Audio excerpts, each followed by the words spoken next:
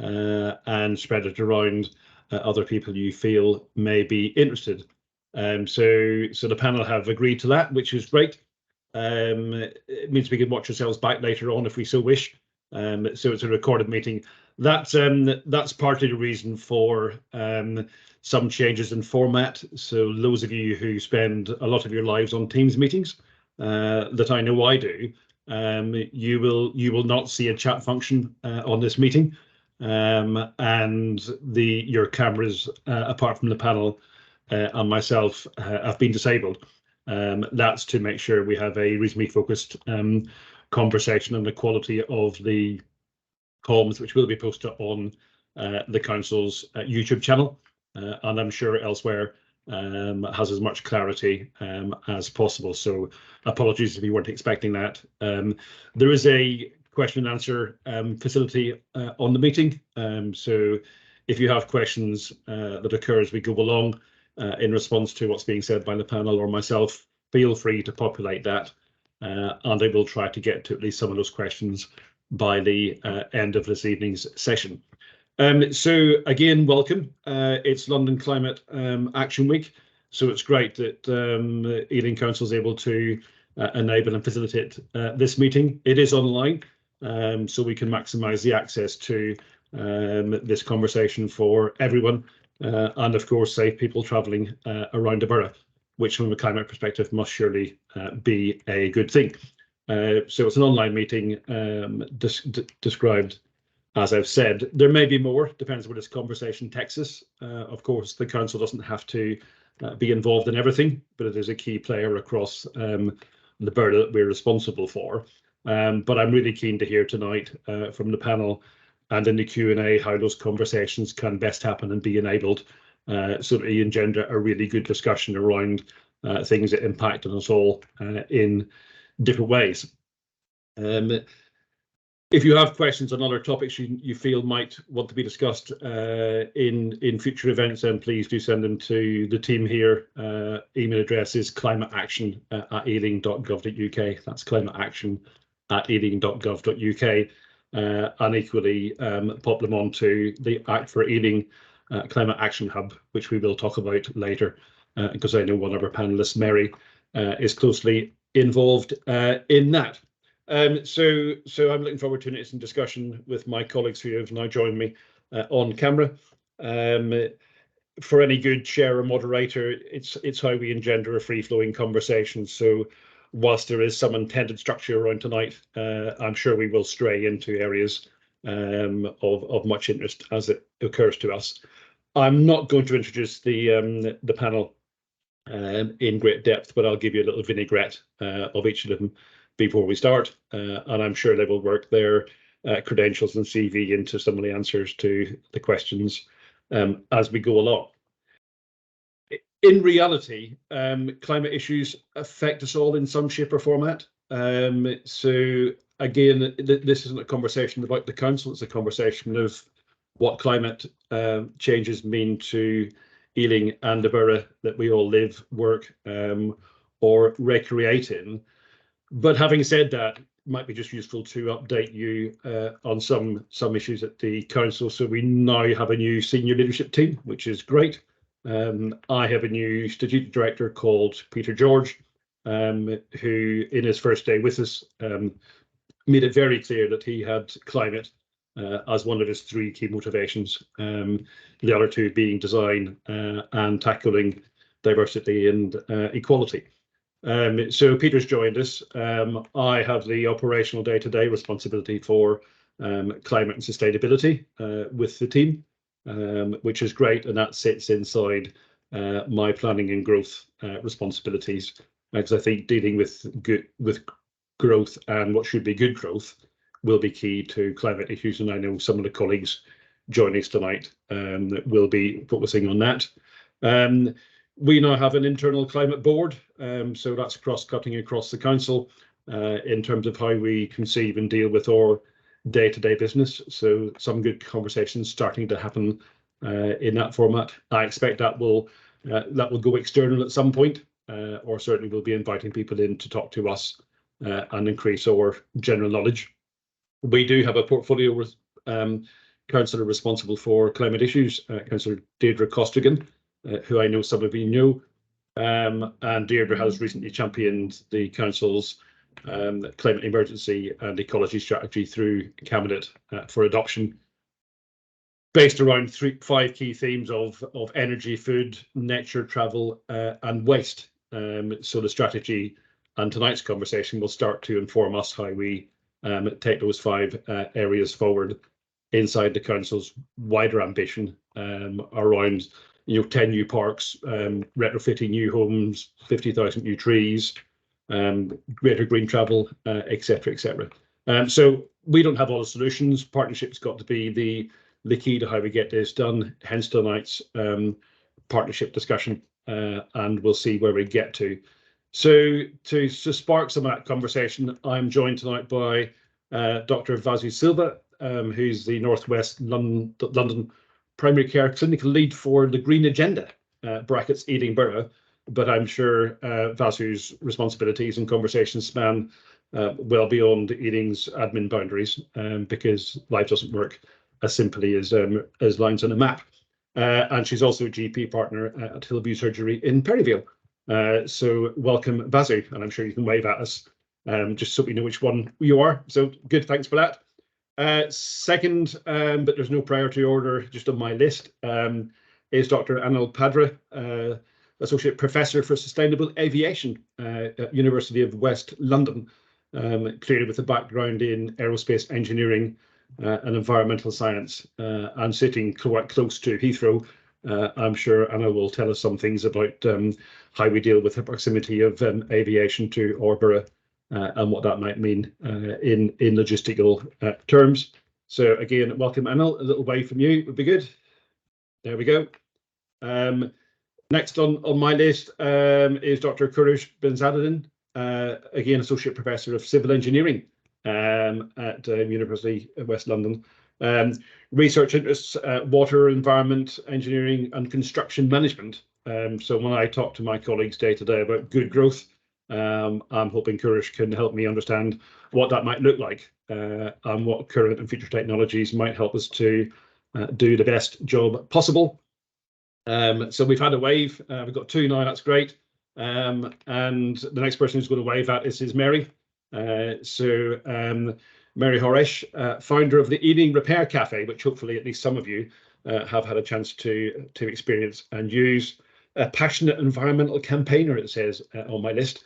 So I think we're probably all passionate because we're sitting in this evening meeting. So it'll be good to hear from Mary in that. She's also part of the Ealing Transition and has helped set up the climate action projects and supports Act for Ealing, aforementioned. So welcome, panel. I will be asking you some questions, but in the general style of things, please feel free to stray off the agenda. Be challenging, provocative, factual, informative. I'm really interested to hear from each one of you what's inside your brains, what's your lived experience professionally and personally across Ealing, and we can have hopefully a very rich discussion this evening and ping pong around amongst the 5 of us, and then I will move in towards the latter part of the meeting into some Q&A from the assembled audience. So I will see those questions and I'll pop those into the panel debate as we go along. So enough from me. You didn't sign up to hear me talk. We signed up to have a general discussion and hear what climate change means to Ealing and all of us within it. So in that spirit, let the conversation begin. And Kurush, I'm going to pick on you first, if I can put it that way. Given your agenda around good growth and things, what do you think, in your lived experience and living and working in London are the key climate changes that we think we need to address if we're going to make a difference? So apologies for the broad question, but what do you think the headline issues are out there for us to talk about and identify and have a crack at, please? Yeah, sure. Thank you very much, Nigel. So we just kind of like deal with this kind of like climate change challenges. First of all, we need to understand what the climate change is and how we're just going to contribute to the climate change and how we're just going to be affected by the climate change. So as you just may know, that the climate change is a result of the global warming. And based on the scientific findings, we know that within the next 2 decades, we will definitely increase 1.5 degrees centigrade. And this is definitely is going to happen.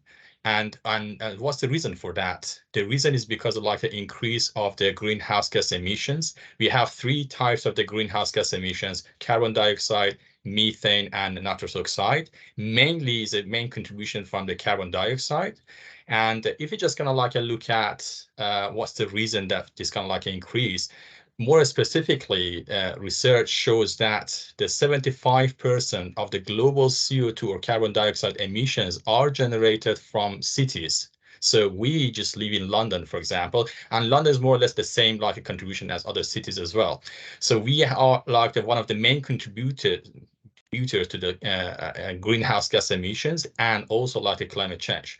So, and at the same time, what's the consequence of the climate change? The consequence of the climate change, we will experience more severe and number of extreme weather. So what kind of extreme weather events that we're just going to have? Flood and droughts. So as a result of that, we're just going to experience, unfortunately, more severe and more frequently of the flood and drought courses. And we in London, we will be more affected by that. And whatever we're just going to do, we have to just find a solution and deal with these kind of situations. So thanks, Chris. So what you're saying is the mere fact that we are all inhabiting this space and doing whatever we do in it is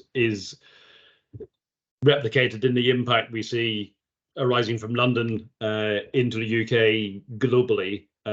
So just by our mere existence, so to speak, before we actually demonstrate any behaviours, we have an intrinsic impact on the patch, an intrinsic impact on the planet, which is really useful. So I think it's important to recognise that we're all in this conversation and that we all have a role to play in that. So I will come back to the good growth question, because it's not one I'm going to ask you yet, but just be afraid, because it's coming. But I think for the rest of the panel, and whoever wants to go first, feel free. Is what's the role for all of us, either individually or organisationally, on how we impact on climate issues and how we might begin to think about, articulate, and make an impact on changing some of those metrics. So if it's all our fault, to put it in a provocative way, what's our individual and collective responsibility for sorting it out? Who wants to dive into that one first? I can go. Yeah, Vazi, Yeah, thank you. Thanks, Nigel. I think it's really important that to reiterate that every single person, everybody has a role to play with climate change, however small it is. Anything that we do has a benefit. As a clinician, healthcare professional, I think we have, I can talk about what the roles I would play, or all the clinicians should play as a healthcare professional. I think we have a duty and responsibility to educate and share any kind of information that we know to our patients, community, the impact that the air pollution, the climate change can have on our patients' health and well-being. That's all of us. And also, we do need to share information about how we could reduce contributing less to air pollution, and also how we can reduce exposure to air pollution. So I think it's our role to share those kind of information with people, because obviously we are learning about it, we are reading about it. So I think it's quite important that we share this information with our patients and answer any questions that the patients have. Yeah, so I just wonder, Vazi, I speak about this a lot with my colleagues, about what I perhaps clumsily identify as the COVID dividend, accepting that was an unpleasant experience for many of us, but it did bring home really certainly the impact of outdoor space and green space, in people's lives. And what I perceive is a much higher awareness amongst I was going to say everybody, but most people around the importance of fresh air, the importance of outdoor environments, and the ability to experience nature in a well-being sense. So really hinting at the everybody's health and well-being, which some of us have a direct duty to provide, but we all have an individual duty to participate in. And I think that's probably an area that we can carry on talking about in terms of that behavioural change that's been either forced upon us or volunteered by us, and making sure on the back of the council's agenda on 10 parks that people have access to at least that quality and environment. Mary, does that resonate with what you're hearing within the communities about the sharing of knowledge and the behavioural obligations? Yeah, I mean, it's always it's for all of us to make change. So that however small, I think it's a journey that we all need to start going on. So that it's one step in the right direction makes you think about the next step and the next step. I think if we look at the whole thing, it becomes too overwhelming. So small little changes makes you feel better about yourself. Like we talked about nature and how that reconnects you, and then it makes you think about I'm like run the Reduce and Recycle Hub at Acton Market, and it makes you think about the waste we produce and the consumption, and you go to nature and you realise that it affects everything. So by us changing our habits and producing less and consuming less, everything will get better. Hopefully so. Mary, we did have a bit of difficulty hearing that one, so maybe you just need to be closer to the mic when we carry on the discussion. But I got it, so thank you for that. I'm just wondering on that theme. I know, Anil, I've got questions for you coming up. So again, you can be afraid as well. It's not just about Kourosh. What do we think, or moving it away from that personal obligation? What's the organisational impact of some of the places we work? Do you think into identifying the issues and starting to address it? So what are you hearing in UWL on this item, and how important it is? Thanks. Are you asking me? Am I Nigel or Anil? Anil, I think I was going to, yeah. But anybody can jump on it and respond. I don't mind. I'm happy to take that question. I think it's Kourosh there kind of very nicely, along with Vasu and Mary, put together the impacts of climate change, what climate change is, and why it's so important. And I think one of the things that we have to realize, all of us have to realize, is that from the moment before we're even born and all the way until we get to our end, we are contributing to climate change in one way or another. From the moment you wake up every morning until you go to bed, and even when you're sleeping, you're contributing to climate change. And I think if our mindset is very much like that, then there are small things that we can do to try and reduce our climate impact, our energy usage, and so on. I think, Nigel, one of your questions was really why this is important and what UWL's thoughts about this are. First of all, the London Borough of Ealing is quite cosmopolitan, and there's a lot of people that live within the borough who have families in different parts of the world, and whether the residents of Ealing have been directly impacted or whether their families overseas have been impacted, we have all at some point been impacted by climate change, and that's going to get worse as time goes on, because even if we stopped CO2 emissions or greenhouse emissions today, so in a hypothetical world, if we didn't emit anything from tonight onwards, we will still impact or still feel the impact of climate change going forwards. And what we found at UWL is that the university over the last few years has declared a climate emergency. We are doing everything within our powers, whether it's the buildings and the estates, or whether it's educating our students around sustainability and climate change. We're trying to make the subject at the forefront of what we do as an institution. And what we've found in return is actually a lot of our students are saying, we want to learn more about climate change, we want to learn more about sustainability, and we want to, somehow contribute or help to reducing our impact. And what we're finding is that over the years, students have asked more questions about universities' sustainability agenda, what kind of sustainability stuff, climate change will I be learning on the course, and so on. And actually there is some evidence now that students are beginning to make their decisions to which university and which courses they study based on how much sustainability or how much sustainability work and effort is going on behind the scenes. So UWL is a fantastic example of the good work that we're doing. We've recently fitted air source heat pumps and ground source heat pumps at the campus, and we've also got one of the world's largest solar voltaic arrangements on top of our roofs as well, which provides the energy that we need. And that's something that we've invested quite heavily as an organization in over the last few years, with some support from funding support from other places. But what we're finding, in a nutshell to your question, is that more and more people are concerned about climate change, and more people are going to be impacted by climate change in the future. And although we might think that we're in a fairly safe environment living in London, living in Ealing, actually the science tells us that over the next few years we can expect extreme heat waves to occur in the summer. We are expecting the borough to be about 20% more drier in terms of rainfall, which has its impacts obviously on green space and so on. And the air quality, we hope, will begin to improve. We're seeing some signs of that happening through various policy and government strategies. But essentially, whether it's heat waves, it's poor air quality, or it's drought, it has an impact on our health and our well-being.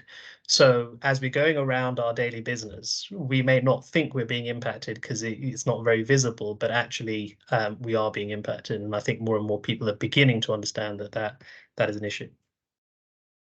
No, thank you for that, because I'm struck by conversations we were having in work only last week about how we get the comms and messaging right, if that's even possible, around what's a really complex but really important issue. So I'll be a bit provocative and say, well, we've all declared a climate emergency. So what? What does that mean, other than somebody said it out loud and it's a serious thing? What's next? Hence conversations like this and the strategies that we're all adopting. But I'm struck, Anna, by what you said about, obviously UWL has the financial bandwidth, so to speak, to put some of these good practices into place, which is great and duly laudable, and we're doing some of that ourselves in terms of housing asset retrofitting and keeping Percival House rather than having the embedded carbon in that going somewhere else. So we can all organizationally act. Mary, maybe it's a question initially directed at you, but also Vasu, in terms of what are people telling you about the accessibility to solutions and the affordability of solutions, beyond just saying, well, we know it's important, but we're not sure what we can do, and we're not sure what we can afford, and we're not sure how to do it. So, how realistic is this debate for the individual at domestic level?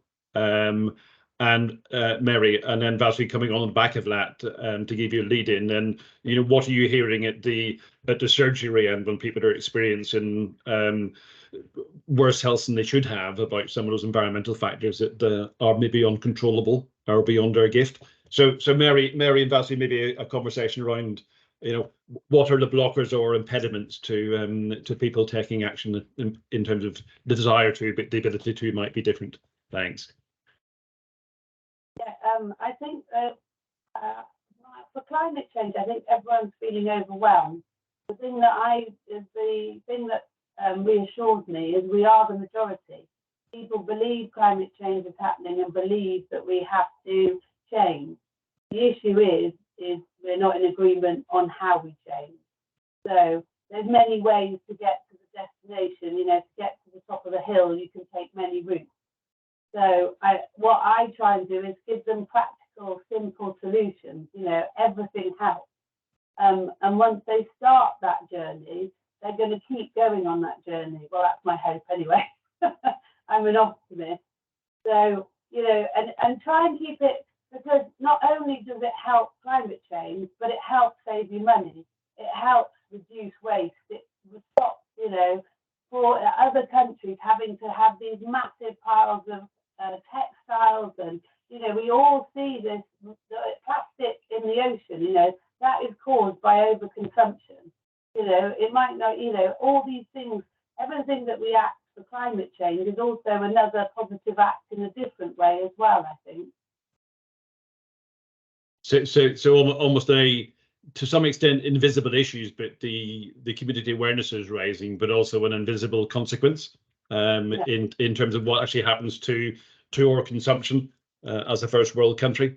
Where does it go, and how do we deal with that? So really interesting. I'll come back to that point in a moment, but Vasily, having posed you a question, you know, are you hearing similar things at the GP side of life? Absolutely. I think more so since COVID, people are recognizing even more because obviously with the lots of social media and lots of information out there since COVID, people are getting worried and people are wanting to find out how to deal with it.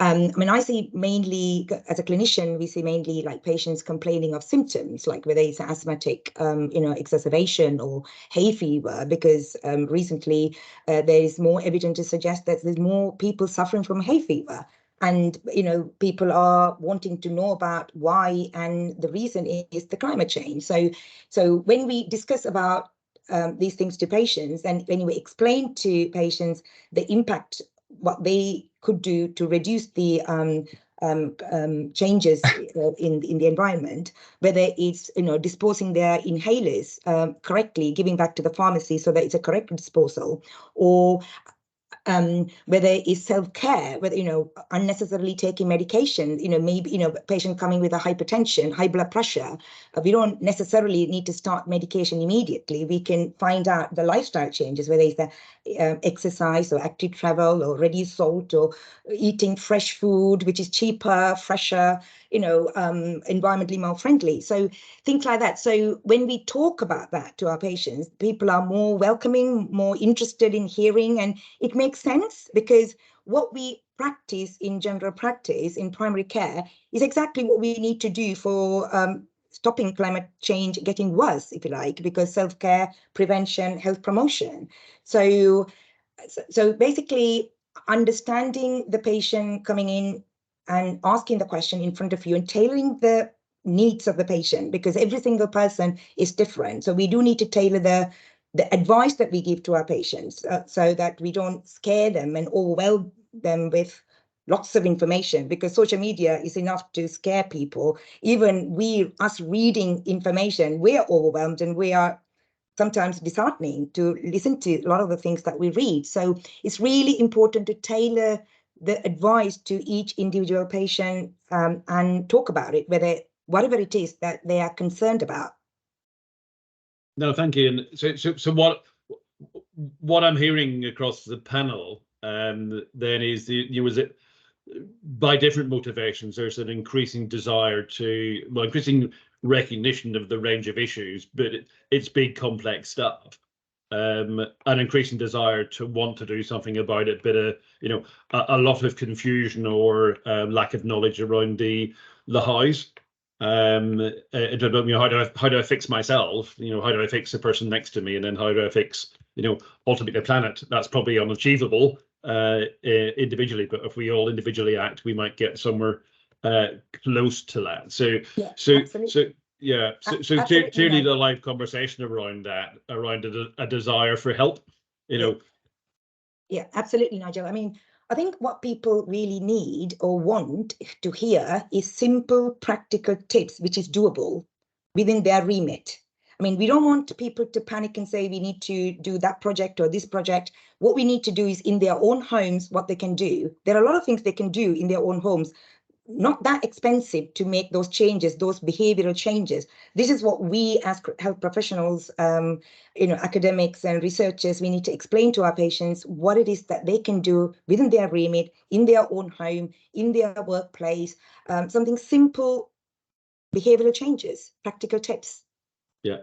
No, very, very interesting, and I know we spend a lot of time internally in the council talking about, what's our creative balance as an organisation, particularly around regulatory services. In some sense, about when's it a carrot and when does it have to be a stick.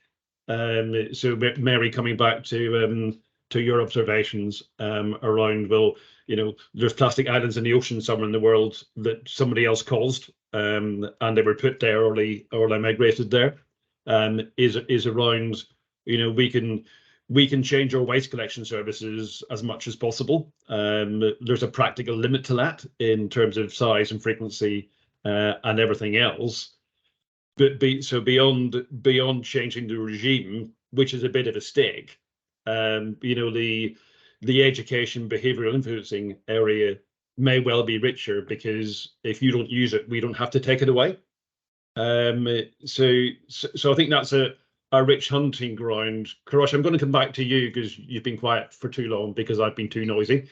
Around, Vasu's been clear on the manifestations around the health agenda, on climate issues and people's desire to help themselves a bit more, or at least be signposted that. Mary's talked a lot about at least just start would be what I heard. Let's do something rather than nothing. It's big, but at least nibble off the bits of the elephant. Considering not everybody has access to a home, considering not everybody has access to a home that they have the ability to influence or change, given the rental market in London. What do you see as somebody involved in the sort of the environmental science and the construction management side of things? How do you think the individual domestically can react to some of these issues in terms of what they do with their property at an individual level? And then how do you think we can share the knowledge, as Vasu's identified earlier, around how do we actually build better? If I steal a phrase that has increasing parlance, so where's the knowledge and what are the mechanisms for influencing at a domestic level in how we live in our homes, and then is that the same, or does that migrate into different territory when my colleagues and I are influencing big developers about how they construct and do good growth in Ealing? Yeah, I think that's a really good point. I think before just going to answer your points, I'm just going to like to highlight the points that Mary just mentioned. It is going to be like the invisible impact or the chronic impact. Like, for example, unlike the COVID that suddenly happened as acute, like the things and surprise everybody, climate change is going to happen definitely, but gradually, very invisible. But more importantly, we need to just like to increase the awareness of the public. And nowadays we can just see that people are aware, and even like we're just gonna see how at the household levels, how we can contribute. And I think this is like the major like the steps that we're just gonna need to do. Everybody at like household level, they need to just do the share, their part. So if you're just gonna like look at how we can just do that, basically based on like the science or like the principle, we have to just do in two like the ways. Once we just need to just make sure we just gonna adapt to the climate change impact. Two, we need to just like mitigate climate change impact. So what exactly are they mean? So adaptation to the climate change means that we need to just be more resilient to the climate change. For example, we know that rainfall, and we have like a drought period, probably water companies might just like to introduce and currently I think nowadays they're just gonna like introduce hose pipe bans as well, and we have to just like provide some sort of like the activity in household levels, like the rain bots or barrels, or any kind of like the system, sustainable drainage system, to make sure that our gardens are not affected or mainly affected by this kind of like the droughts, or if there is a flood is going to happen, how we can just have like a minimize the impact at household levels. And also for mitigation, we try to just do any activity to just reduce the carbon emissions. It could be for the energy, for transportation, for even the waste, if you're just going to minimize that one. So to just come back to your question, to say, okay, for household level or the people, what they're just going to need to do, they need to just think carefully when they're just going to do any kind of the retrofitting, not straight away, because I know that everybody's the budget is limit to just do any investment. They need to think carefully that, for example, if I'm just going to do any kind of a change in any level, household level, for example, my dishwasher is just, broken or just going to I'm just going to change it. If you're just going to do that one, I need to just find the dishwasher that is the energy efficient, water efficient, and that means that I'm more resilient to any kind of the climate change. If there's some sort of a problems happens, and I might just be the better. Or something that which is very popular, for example, renewable energy. Renewable energy like a solar PV is good. It's a good time that we gradually think of that and try to just to say, oh, you're just gonna invest on that. If there's any kind of investment loan or whatever, we're just gonna put it on the top roof and other things. So there are lots of things that we can just do and plan for that. But there's no rush to just do it this year. But if you're just going to do it any kind of a retrofit activity, anything like that over the next, let's say in the next 5 years, we can just plan and just do that one in a proper way. You caught me scribbling, but I'll come back to that later. So some of that sounds like quite big ticket items, Kourosh. So Mary, does that resonate with what you're hearing at community level on the street? So the people you bump into day to day in the repair cafe, etc. Does that resonate, or are they identifying different issues or different blockers in terms of how they can mitigate climate issues? The thing is that I've got people coming to me that are already on the page, if that makes sense. I go out, we go at the market, we're meeting other people that are discovering it. But a lot of the Ealing clothes repair people are coming to us because they want that advice. But at the market, we get a broader range. The simple things like people don't know what bin to put their recycling in. So it's about sort of educating and everything. And also, I think there is a place for manufacturers to become better, more unified with what packaging they use. So it makes it easier for people to understand where to put things. They are coming better with labelling and everything. So there's also an opportunity for us as the consumer to say to these people, we're buying their product. So you either buy better or you tell the manufacturer, why are you doing this? So we have that power as well, as not just doing our own practical actions. We can also write and sort of, the change with plastic bags, that's gone, where the plastic bags. And that gradually I've noticed the prices going up and up of how much you have to pay now at the supermarket. So, the quicker there's two ways of doing it, and I think both ways are good. No, excellent. So just a quick aside, I'm working the panel quite hard. They may not feel like it, or maybe I'm not. I don't know. But just so that the other tens of people on the audience, please feel free to pop questions into the Q&A tab on the meeting, because we are gathering those in the background. I've got some because I want to move on to those sometime post 7 o'clock, but I'm not going to truncate this session. So I think I'd be really keen to hear from all of the panel what in their various guises, what messaging do you think has most impact? Because at one end we can talk about polar bears and glaciers and rising sea levels and the catastrophic side of things in terms of nature and environment, and maybe at the other end of the scales, what's the impact on my back pocket? Where do I feel this in my wallet and my purse? And actually, I don't have a good measure in my own head and my own lived experiences about which one of those might be the stronger motivator. I'm sure it's not a simple equation, but what are you hearing professionally and personally around? Are people more motivated by global climate change and the polar bears, or are they motivated by their own affordability and how they can then live their lives in the way they want? So which it's not a choice, but which end of the spectrum do you think we're currently at? Anybody can have a pop. I think it's a link. I think the link is needed. So, you know, there's the food waste. You can see it from the satellite now. The pile in, I think, South America can be seen by satellite. So, and then linking it back to us. That's from us in fast fashion and the way it's gone.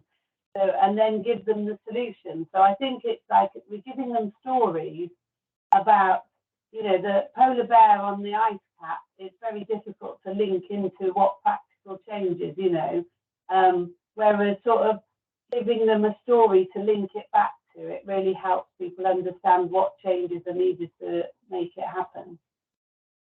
Yeah, I mean, I do agree. I think the most important thing to remember is the humanity, public health, the nature, they're not separate, they're all one. We need to think of it as one to, you know, sort the climate crisis.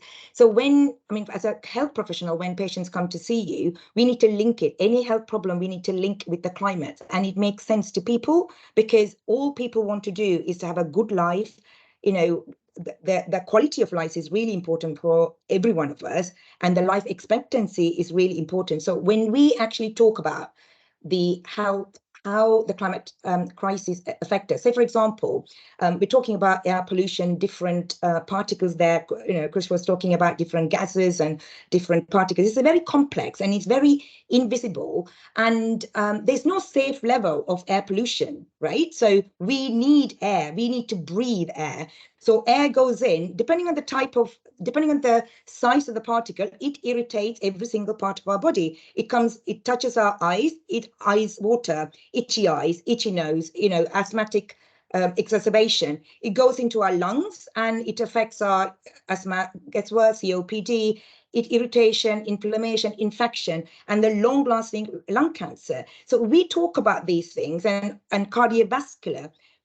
I think about at least 700 people die unnecessarily of air pollution a week in this country. I mean, that is a lot of, you know, that is a lot of people dying unnecessarily. So if we talk about these things to our patients, and even, I mean, we talked about the importance of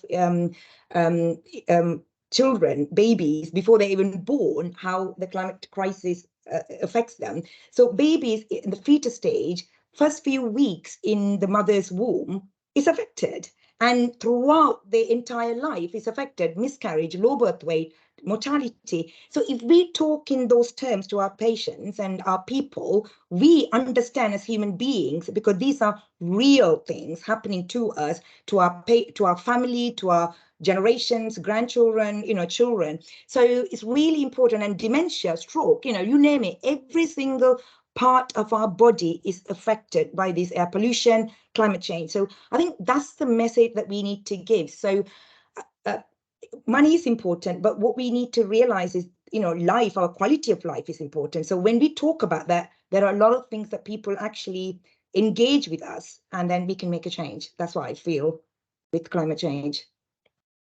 Yeah, I'm just gonna like to add that points. I think is really important, as Mary and Vasu just mentioned about that. Climate change impact based on the science is shown that this kind of like the temperature rise and all of this impact by mid-century 2050 is going to be, in the best case scenario, 1.6 degrees, and the worst case scenario 4.4 degrees. 4.4 degrees result in catastrophic results, so we're not gonna like get to that level. And to just get to that one, all the countries' governments, they're just going to work on that. There are some governmental like the regulations that are just going to be in place, so we have to just follow that one. This is not like something optional, but there are some levels that people and communities and everybody can have like a contribution, and we need to just like increase the awareness of communities, people, to just and encourage them to go from that kind of like the part. Which is actually is supposed to be like the optional for the people, but everybody is supposed to be responsibly look at the climate change and every aspects we need to just like work on this. Just gonna like add one more things as well. In environmental system, there is some very popular like the 3 R's.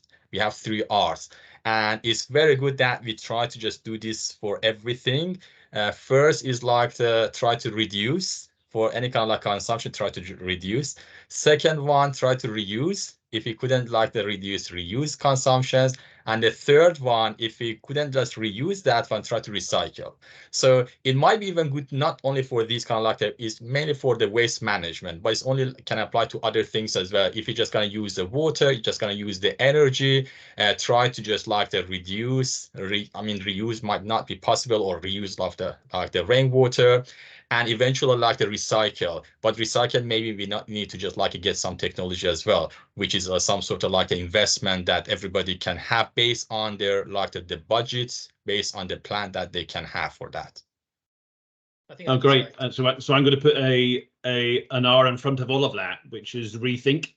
Well, it works for anybody. Anil, I'm going to come to you because you said something earlier in passing about students choosing where they study, what topic areas they study for, and hopefully that's predicated on what impact they make in their professional lives. So, what do you see influencing the choices those students are making?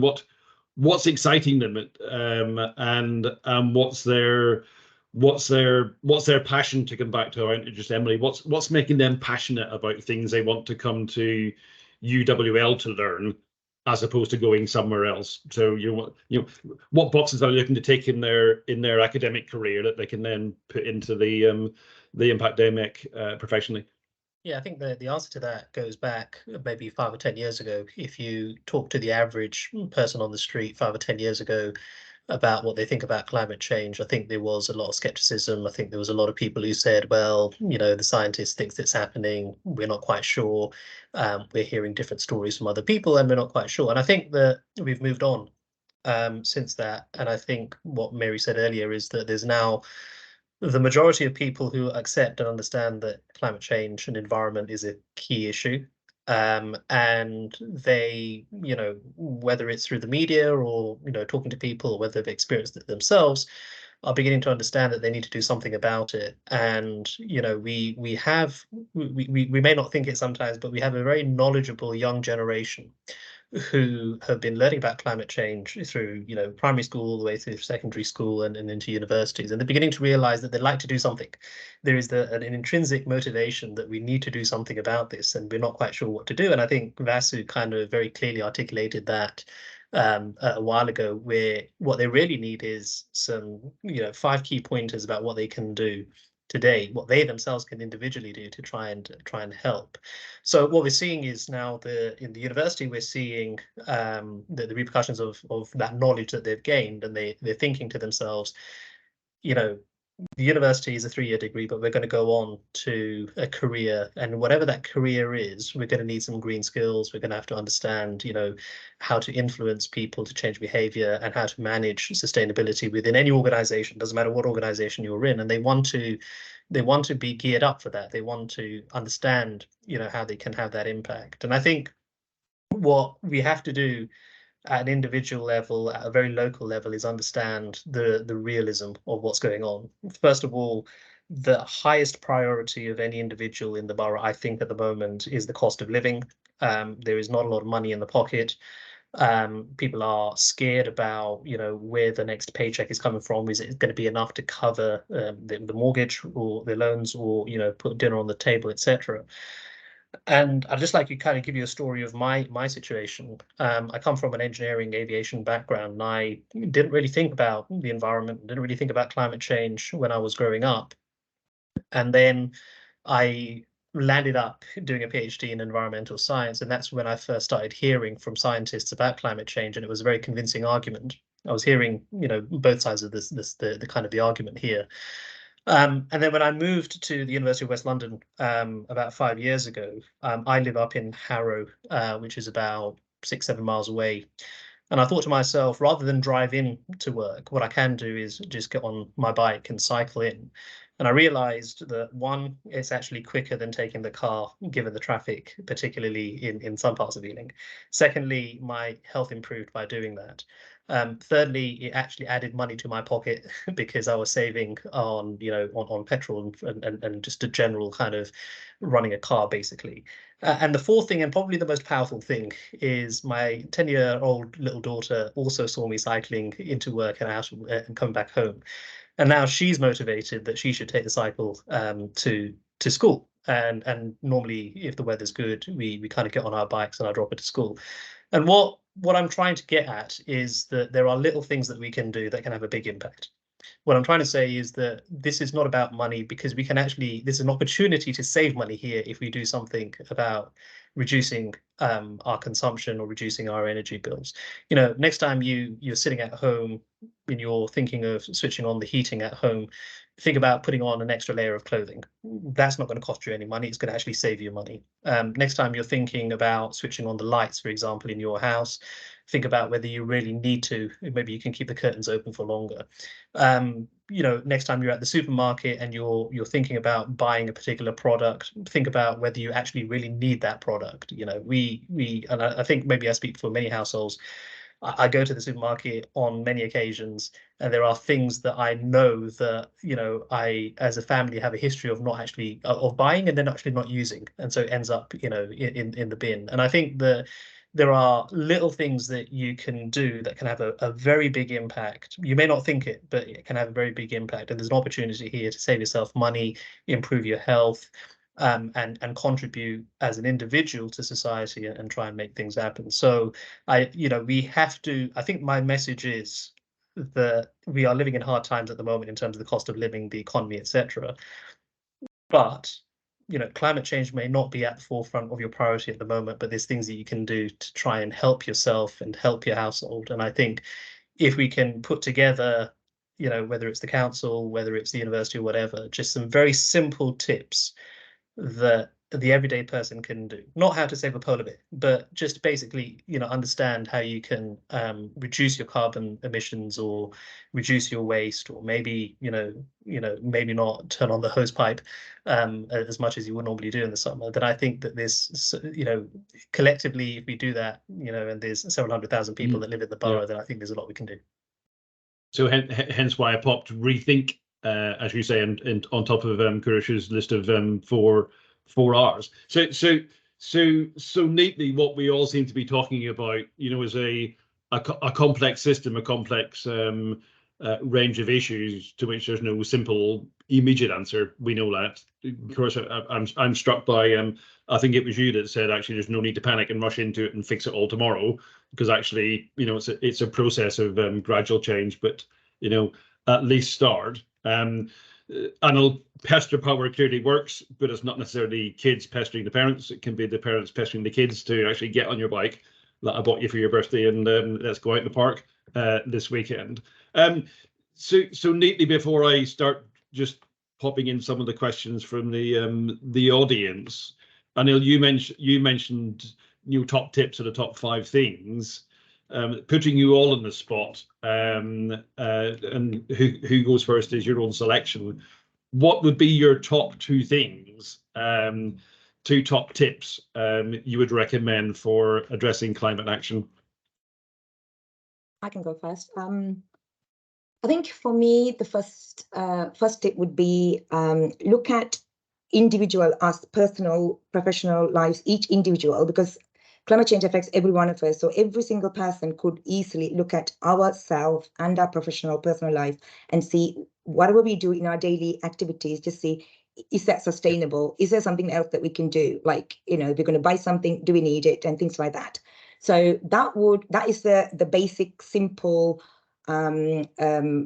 tip that you can do. Like, when you walk into a room or when you leave the room, do you need to leave the light on? Do you need to switch the computer off? And, things like simple things like that. Each person, if we could do that, that's a small benefit, practical improvement in our lives. And the second tip I would say is speak to, as I said earlier, there are lots of information out there, overwhelming, disheartening. We can go into a hole and we don't know where to start. It's good to, we know that collaborative work is really important for these kind of action. So speak to like-minded people where you can work together and develop a project if you like. So those are the two of my tips. Excellent, thank you. Who's diving in next? Might be Mary in the back of that last comment from Vasu. Yeah, I will. I just, as I'm part of Ealing, I should remind everyone that we have top 10 tips on how to change your lifestyle.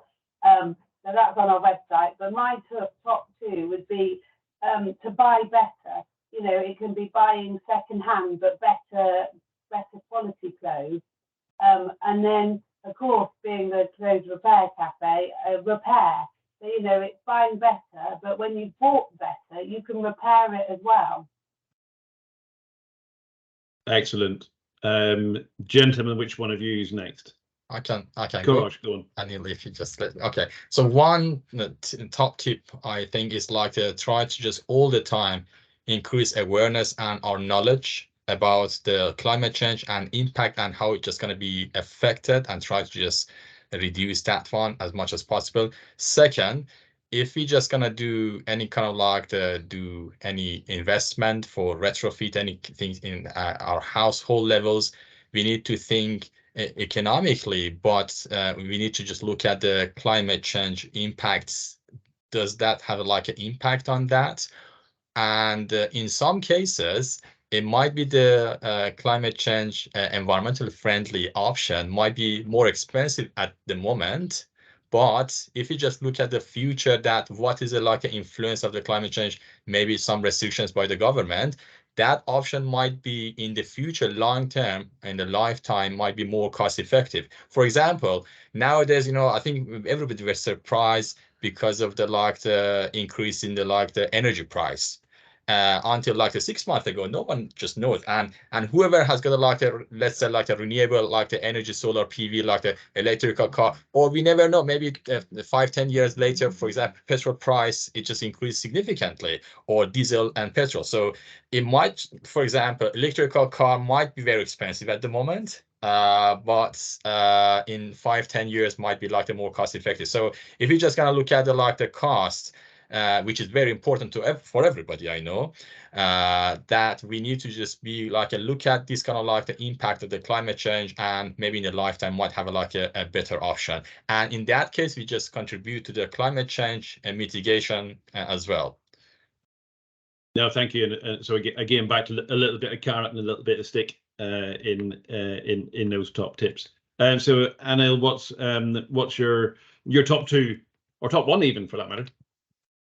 I'll go with the top 2. So my top tip is, I think, reduce consumption. There's lots of ways that you can do that, whether it's going to the supermarket and buying less, or whether it's using less energy in the home. But I think if you reduce consumption, you'll also help the Chancellor out, because inflation will hopefully drop and it'll make things better. And hopefully our interest rates will drop as well. But moving away from the economy, I think the second top tip is be a role model and set an example, because I think we're all reluctant to change, but when we have to, we do. And COVID has been a prime example of, you know, our behaviors having to change. We're forced to change our behaviors, and we've been able to do that.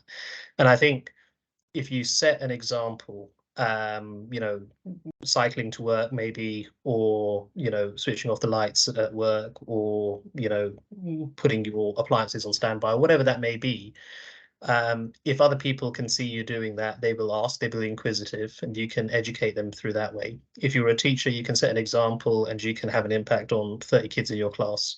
If you're a healthcare professional, you can do something that will, you know, set yourself an example to your patients, for example. So I think, you know, we all touch lots of people. Climate change is actually a contact sport. So, you know, the more we demonstrate good practice, I think the more people will learn from us. So those are my 2 top tips. No, excellent, thank you, and thanks all for that session.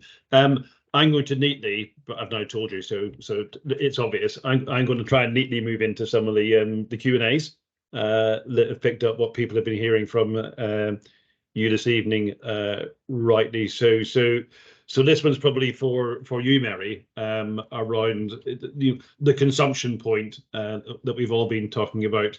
You know, your top tips of buy better, and then once you've bought better, repair it. To what extent are you seeing that manifesting in real life, or are we not quite there yet? So what are you coming seeing your various work streams? Is that real? Well, I think the next generation is definitely vintage is coming up and coming. So that's a second-hand website. I even took my daughter to, so you know, she loves going to Westfield. But then I said, on the way back, should we go to Hammersmith and look at the charity shops? And I'm sort of like Anna was saying, being the role model, I tried and showed her some of the trendy charity shops down there. And she was like, now I've overheard her now saying to her friends, oh, yeah, we went down to trade and I got a pair of jeans for, you know. So it's just those small changes. And I think their generation is listening. And as we were saying, they've been educated, they've had a different education about climate change. And they're heroes of, you know, seeing the nature being affected by climate change. They want to make an effect. Yeah, good. So that's a consumption point, and Vasu, some of the things that have been coming up in the I was going to say chat, but it's not chat, it's Q&A. But you know what I mean. Is around you know, that's the materialistic side of thing. What do you think the interaction is between you know, diet, climate impact and health? You know, eat your 5 vegetables a day or whatever it is that my wife keeps telling me I don't do. But you know, where you're sourcing your 5 a day from can probably have quite a global or local impact. So you know, the eat better as well as, you know, buy better is clearly there. But are you seeing that in the health environment about ethical sourcing at all? Yeah, I mean, with any kind of you know, illness, when patients come, instead of taking medication, instead of prescribing, we need to talk about lifestyle measures, and you know, that includes diet, exercise, you know, sleep, less stress level, avoid loneliness and things like that. So all of these things we need to think about rather than prescribing medication. So diet-wise, look, what more can you expect than just buying from a locally produced which is tastier, cheaper, and just down the road than somewhere far the food's coming, and then you're going to buy that because that's much more expensive than locally produced food, and it's also much tastier. So and then there are other disease, you know, some chronic diseases like, you know, diabetes and a pre-diabetic state. There are lots of evidence to suggest that, you know, low carb diet and exercise and things like that. So all these things, what we are saying is promoting health and disease prevention, and this is what we need to talk to our patients about, or our community about, because lifestyle changes, food, exercise, greed. I mean, you know, we talk about the same thing, but this is exactly what will help us for long term. I mean, I think there are evidence to suggest, I think 10% or something like that, elderly patients admitted to the hospital are related to medicine. So we know that we shouldn't be prescribing these. So the main thing I would say is think about prevention, think about how we can promote is self-care, self-management. Asthma, for example, you know, with the climate change, the asthma exacerbation is going up and people are continuously using more inhalers. This is the reliever inhaler, which I like to call a rescue inhaler. And people are keep on asking because they do, and the clinicians are keep on prescribing, and the pharmacies, you know, we are dispensing it. But the key important thing is when you do request it, I mean, the clinicians have to do their bit and the patients have to think, why am I using this more? Ask the question to your clinician, why am I using more of this? Is there a better way of sorting my asthma? There is. You use the preventative medicine. You don't need to use the reliever medication, which is the rescue medication. So things like that. So it's really important for our patients and the community to ask these questions. Don't be afraid. You know, you're the ones who are using this medication. It's really important for your lifestyle to ask these questions, and you know, that will make the clinician even think more and act more. Yeah. Just one point. I mean, just gonna add, Yeah, sure. I mean, from our point of view, from the carbon footprints of some foods that we have, there is a direct correlation between the healthy diet and the healthy food. For example, the food red meat, for example, has got a very high carbon footprint. For example, for 1 kilogram of the red meat, there are huge amount of the energy, like the food and raw materials and water has to be used. While, for example, vegetarians, they have a much better contribution to the mitigations of the climate change impact. So we can't suggest or to ask people to just compromise their the food or what they don't eat the red meat, for example. But based on, I'm sure Vasu can better say about that. If the people can just have a less meat, they might just have a healthy and better the diet compared to have a high amount of the meat. So I think from that point of view, this is really important that we just gonna consider which is healthy for us, our body, and also for us for environment as well. Yeah, absolutely, Yeah. Kuresh. I think plant-based diet is increasingly more evidence. We are receiving more evidence to suggest that is the best thing. Good for our mental health, physical health. Plant-based diet. So when you're talking about the top tips, and one of the practical tips that people can do is, if you like your meat, at least 1 day a week, reduce the amount of meat that you have. That is something, that is a positive benefit to the climate change. You are doing something. It's not that we're not saying don't eat meat. We're saying, one less. So this is the small practical tips, that small behavioral changes, small incremental changes that we can do to help our climate. Yes. And I think you're right, Vasu, in terms of, you said, well, what tastes better than something grown locally and hasn't done very many food miles. But I'm just struck in where my lateral brain's going. If well, it's not if, it is. What one of the council objectives in the corporate plan is 10 new parks. So maybe we need to think a bit more smarter about that, saying, well, actually, if it's 10 new parks, is it what percentage of those parks is actually given to allotments? So people can grow their own, because as Arnold's getting on his bike, his well-being's better because he's had some exercise. His mind's a bit clearer. We all know the metrics about time spent outdoors is a huge multiplier compared to medication, etc. So maybe we need to think smarter as an organisation about how we deliver and protect green spaces across the borough. And the other thing that's what struck to me is, we talk about food miles. But again, behavioral change or rethinking and reframing things. Well, okay, so I can take a pill and I'll go and see Vasu and she'll fix me and give me some medication. Well, let's get into the preventative space, as you say. But of course, I have never actually heard anybody talk about medication miles. So the medication is going to be made of something. It's got to be packaged in something. It's got to be moved in something, and then it's got to be consumed and then chucked away. So actually, there's multiple wins depending how you frame the conversations and the impacts. Yeah. So some of it. Sorry, Craig. Some of this talks to me about that tortured old word citizenship, or whatever the modern version of it is.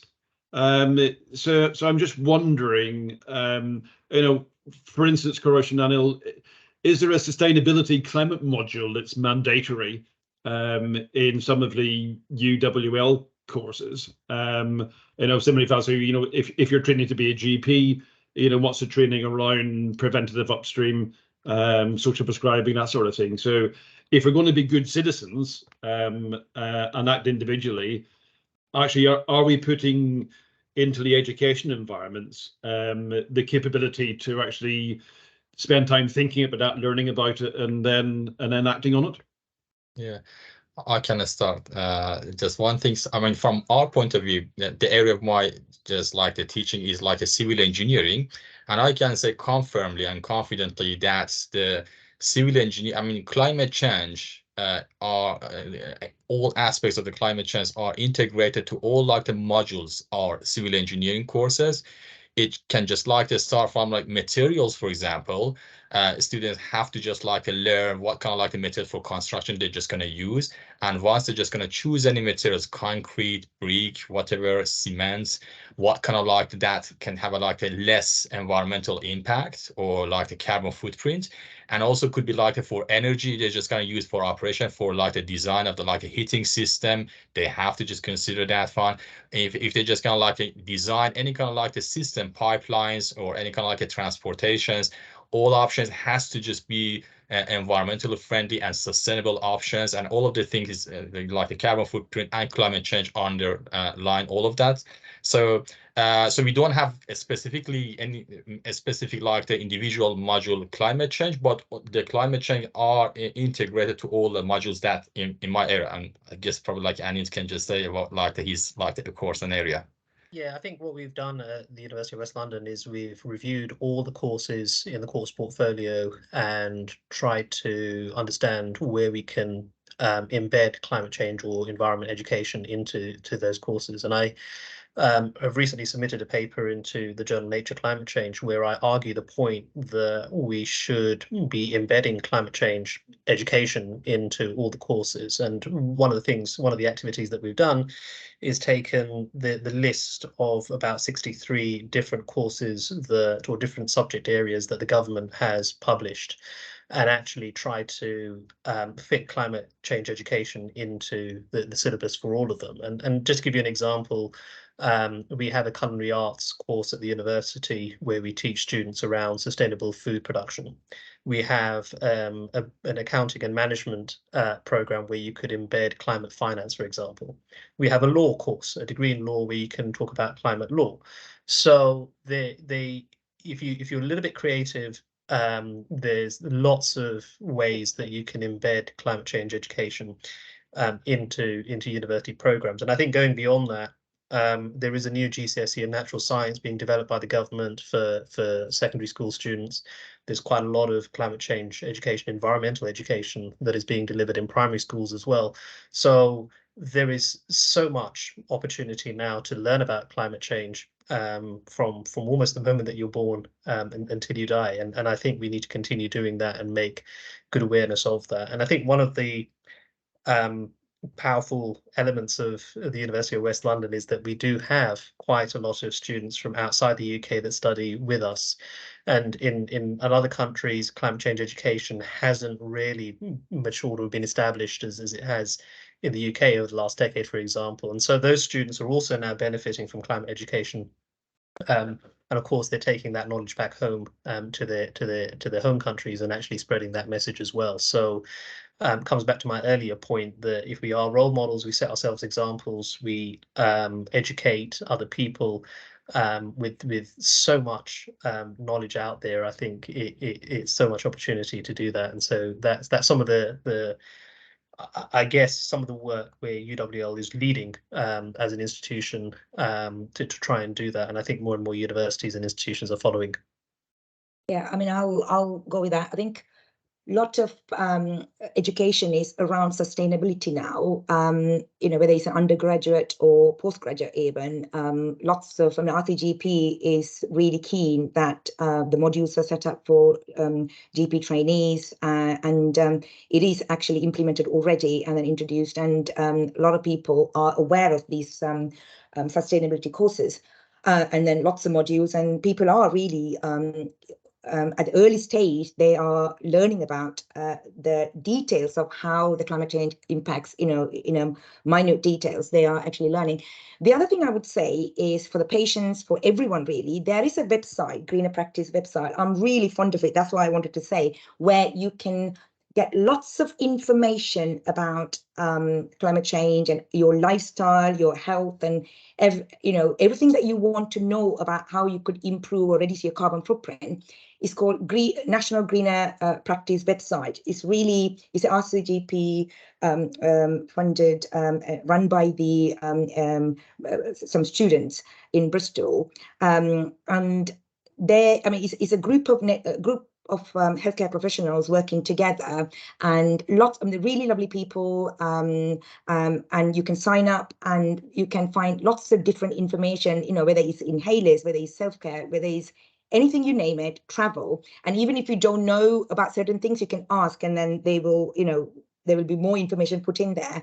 I think it's a really important website to look at. If you don't know where to start, if you want to make a change, I think that's a really good site to look at so that you can learn from it.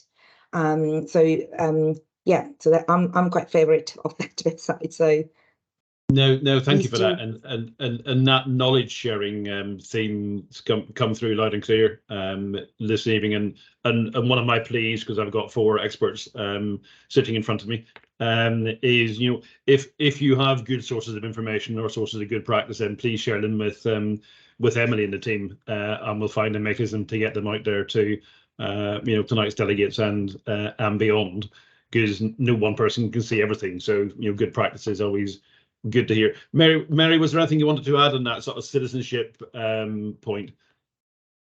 So I've got one last question. I'm going to fire at Anil, probably what he's expecting, but we'll see. No, I think everything's been said, really. No, excellent. So Anil, Professor of Sustainable Aviation, you can imagine the elephant in the room, or the elephant is on my Q&A list. So sustainable aviation, what does that mean? Because one of the top tips we all might agree with, as we're seeing a bit of a resurgence now post-COVID, is stop flying, or if you have to fly differently. So what does sustainable aviation look like, and how do we reduce air miles in every sense by doing that sort of thing differently? Yeah, okay, so first of all, it's a question that I get quite often, and it is the elephant in the room, and aviation is perceived to have a bad reputation. It's the big guilty party in terms of climate change and global warming. The first thing to note, I think, is that if you take international aviation or global aviation, it contributes around 3% to climate change. So it's a very small amount of total greenhouse gas emissions, if you like. So I think, first of all, we have to understand that aviation is not the major guilty party here. Of course, it's guilty. I mean, we're all guilty. As I said earlier, from the moment you wake up in the morning, you're contributing to climate change. So I think we have to understand that it's a small contribution. Secondly, we have to understand that it's probably one of the more difficult parts of the sector to try and decarbonize. We've got probably by 2030, 2035, 80-90% of the vehicles on the road will be battery powered, for example, electric. It's much more difficult to do that with aircraft. It's not so easy to do that. They have much greater energy intensity in the mode of operation and so on. So the next time you're thinking about taking a flight, try and find alternatives if there are, and there won't be, in 90% of cases, there will not be an alternative. Okay, if you want to fly from London to pretty much most places outside of Europe, you're going to have to take a plane. You're going to have to go by air transport. But if you're thinking of going from London to Manchester, for example, or up to Scotland, there are alternatives. There are other options available. Going by train, for example, or driving there could possibly be a better option. If you look at some of the legislation in some countries, some parts of Scandinavia, and also in France, they've actually banned domestic flying if there is an alternative method to get there within 2.5-3 hour period. But also, I just want to highlight the fact that there is in the background a lot that scientists and engineers are doing to try and decarbonize aviation. The industry itself has set a target to become decarbonized by 2050. That's, for the aviation sector, rather difficult to achieve, but we're all putting our efforts to try and achieve that. So one thing that kind of links in aviation into, I guess, the work that's happening in Ealing is that there are alternative energy forms that we're looking at the moment. Hydrogen is one of them, for example, and the technology around hydrogen is improving all the time. The technology around battery electric is improving all the time. One of the things that we can do at an individual level, sitting right here in Ealing, is think about taking more public transport. And there's a good reason for that. And hear me out here. If you live in Ealing, there is an excellent opportunity for you to now take a bus that's powered by hydrogen. In fact, TfL have about 9,000 buses across London. About 1,000 of those are now electrically powered. About 20 of those are hydrogen powered, and all 20 of those hydrogen powered buses are actually refueled at the Metroline centre in Perivale in Ealing, right? So if we use more hydrogen buses, for example, our understanding of hydrogen fuel cells and the cost of hydrogen will come down. As soon as that happens, that will then trickle into other modes of transport, particularly aviation, for example. So, you know, there is no silver bullet here in the world of aviation. In fact, I don't think there's a silver bullet in any kind of industry sector around decarbonisation. But there's a lot that we can do now to try and reduce our climate impact. But we also, although, and I think, Nigel, when you kind of started your question, you said aviation's the kind of the bad guy. But the reality also is that aviation contributes to the economy. Aviation is vitally important when it comes to humanitarian aid, for example, during natural disasters. And aviation, you know, allows us to link various people around the world, whether it's friends and family. So there's quite a lot of societal benefit to aviation. And you know, I think the benefits of aviation outweigh the 2 or 3% in terms of climate emissions that there are contributed towards it. And you know, there is, as I said, at an international level, a kind of a national level, a much more strategic and much more comprehensive effort now to try and reduce and decarbonize.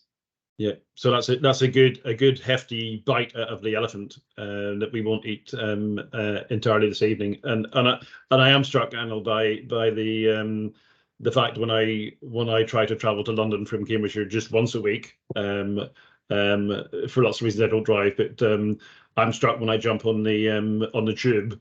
Of course, I'm on the line that ultimately ends up in Heathrow. And I'm struck by the numbers of suitcases and clearly travelling people that I see, which is great.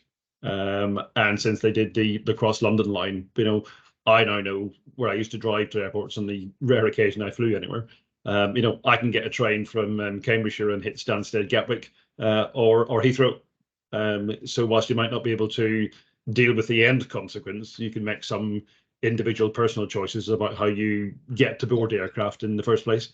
So Yeah, again, absolutely. we're back to behavioural change. Yeah. Yeah, I think that's it's worth noting also that the large amount of carbon emissions attributed to aviation are not actually direct, you know, aviation contribution from aircraft burning fuel. It's all the other elements that go around the system. So that's surface access and so on. So again, we're very fortunate in Ealing because we have the Elizabeth line that goes directly through the borough and into the airport, and we have some good road connections, for example. So there's so many fantastic opportunities to try and get to different airports around London without using a private vehicle. And you know, not all cities around the UK and in Europe are in that fortunate position. So given that we have that opportunity, let's make use of it. Yeah, no, great. So I think we've had a really interesting panel conversation this evening. I've learned some things that I just didn't know before. And we've probably all done that, including all the people that we can't see that are off camera. So number one, thanks from me for that. I think the things I think I heard, well, I did hear them. So whether anybody else heard or not, it's another matter. But I'll run back through my scribbly list, which you caught me doing now and again. You know, we've got to be data driven. So what does the data say? You know, I think the most shocking thing I heard tonight, Vasu, was from you. That there were 700 air quality related deaths a day, a week. Sorry, a week. But even that, you know, if I compare that to COVID, you know, that's a huge stat that nobody's talking about out loud at a national or regional level. So you know, the data has to inform some of the decision making, both in terms of why we need to act, but also the way we need to act, which is, you know, the second thing I think we heard tonight is, you know, we all have that daily obligation, as Anil says, you know, we're daily consumers. So when we wake up in the morning till we go to bed at night, in fact, including when we're asleep, we have an impact. So we all have a duty to do something about that. But probably what's not clear is how we best share the information, how we best access the information to, you know, what does that look like? You know, what can I do? what are the 5 top tips and behavioural changes, things like that. That how question then drives us to the the access to that that knowledge. But then, Mary, what you were saying was, what, however complex it is or whatever that is, then just do something. Just act. Do something. Tonight, tomorrow, and the day after that, because that start will be a beginning. Courage, whether that's adaptation or mitigation, doesn't really matter. Can be both or one of those. But at least it's a positive action. I'm a real fan of real life stories, and I think, again, Mary, you said that, and Vasu, I'm sure you've got loads of them coming through the surgery every day. Is the human consequences of some of this, in addition to the environmental ones. The stories of how people changed their lifestyle, changed, got off medication, and got into better well-being, and how they did that, and what facilities they used. Might be some council ones. Those human stories are really powerful motivators, because people listen to the human element rather than the data or the news. So I think I'm struck, and it might sound a bit trite, but it's really complex. It's really difficult. It is doable in little bitty parts. So at least let's start doing it. I think there are future conversations to have about single version of the truth, if there is such a thing. Where do people go for collective knowledge and best practice, and who curates that? The trite bit is the whole sort of think global, act local. But the message we all should take away from tonight is, we have a personal obligation, starting now, starting yesterday, that we need to carry on. Reverse pest power down the generations, or pest power coming up the generations. Great, all of that, please. So that's where I think we are. We're not at the beginning of a conversation, because we've heard about this stuff for a while. I think we're increasingly at the beginning of a more urgent conversation, because you can't argue with the data. You can, but ultimately the data is the data. So I think we need some further conversations through whatever mechanisms. And again, as I said at the beginning, it's not all about the council, but if we can curate some of that, then great. But let's carry on, exploring what we can do individually and collectively around the climate challenges. And answer tonight's question was, what does it mean to me in Ealing? Well, actually, the best answer to that question is, what does it mean to you when you look in the mirror tonight, when you're washing your face or brushing your teeth, and what does it mean tomorrow when you're doing the same thing? So again, thank you from me, thank you from my colleagues in the organisation. My thanks to them for making tonight happen. It is the ongoing beginning of something, so let's stay connected. Let's keep sharing the knowledge, and when we go home tonight, if you're not already there, let's try and do it in a climate sustainable way, please. So thanks for that. I'm sure I will bump into you all again, but thanks for your time, panel, and thanks for listening, those on the call, and please do disseminate the wisdom that's derived from tonight's session, and celebrate the rest of London Climate Action Week. Well done all. Thank you. Thank you very much. Thanks. Thank you. Have a nice evening. Bye. Thank you. Take care. Bye. Bye-bye.